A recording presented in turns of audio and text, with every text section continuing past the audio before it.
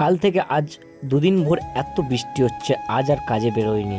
আর কাজে বেরোতে মন লাগছে না, এই কারণে আমাদের রাস্তাটা ডুবে গেছে, আর তাই আমি কাজে বেরোই। জল দিতে পাড়ায় বেরোয়নি, তা কি হয়েছে, এদিকে তোমার কাজ ঠিক চলে আসবে। একদিনও তুমি রেস্ট পাবে না, যে বাড়িতে আছো রেস্ট নেবে সেটাও হবে না। ঠিক এদিকে আমার ঠিক কাজ ধরিয়ে দিয়েছে, বালিশের তুলোগুলো ঠিক করতে বললো, তা আমিও ঠিক করতে লেগে গেলাম। এই যে তুলোগুলো দেখছো, এগুলো হচ্ছে বালিশের তুলো। বালিশটা মাথায় দিয়ে এদের চ্যাপটা হয়ে গেছে, তার জন্য আমি তুলোগুলো খুলে আর এই তুলোগুলোকে ভালো করে আবার নতুন করে সাজাচ্ছি। যদিও বা এসব কাজ আমাদের না বিরক্ত লাগছে, তবুও করতে হবে, কিছু করার নেই। শুধু যে আমাদের কাছে তুলো আছে তা না, যে জায়গা কারখানা হয় তার যে ছাঁট কাপড়গুলো হয় সেগুলো আছে, তার মধ্যে থেকে কিছু চেলিও বের করা হয়েছে। চেলি বলতে এই যে দেখছো, এগুলো হচ্ছে সুতো, জায়গা তৈরির পরে যে সুতোগুলো থাকে সেই সুতো। আর তুলোর থেকে এগুলো দিয়ে, এই চেলিগুলো দিয়ে বালিশ ভালো হয়। তুলো তো তবু অনেকটা চিপটে যায়, কিন্তু এগুলো চিপটোই না।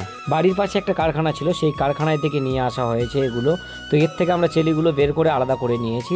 বালিশের মধ্যে যে তুলো আর চেলি সব কিছু মিক্সড করে দেওয়া হবে। আর একটা একটা করে তুলোগুলো ঠিক করার থেকে আমার মনে হলো যে বাড়ি দিয়ে তুলোগুলো ঠিক করা যথেষ্ট ভালো হবে। আর এই বাড়ি দিয়ে ঠিক করতে দেখেছি আমাদের বাড়ির পাশে লেব্বে বাড়িরা আসে মোড়ের ওপর, তারা দেখেছি বাড়ি দিয়ে মেরে মেরে তুলোগুলোকে সুন্দরভাবে ফুলিয়ে তোলে। এরপরে সবকিছু ঠিক হয়ে যেতেই বালিশের মধ্যে তুলোগুলো ঢুকিয়ে দিয়ে দীপিকা এখন সেলাই করে দিচ্ছে।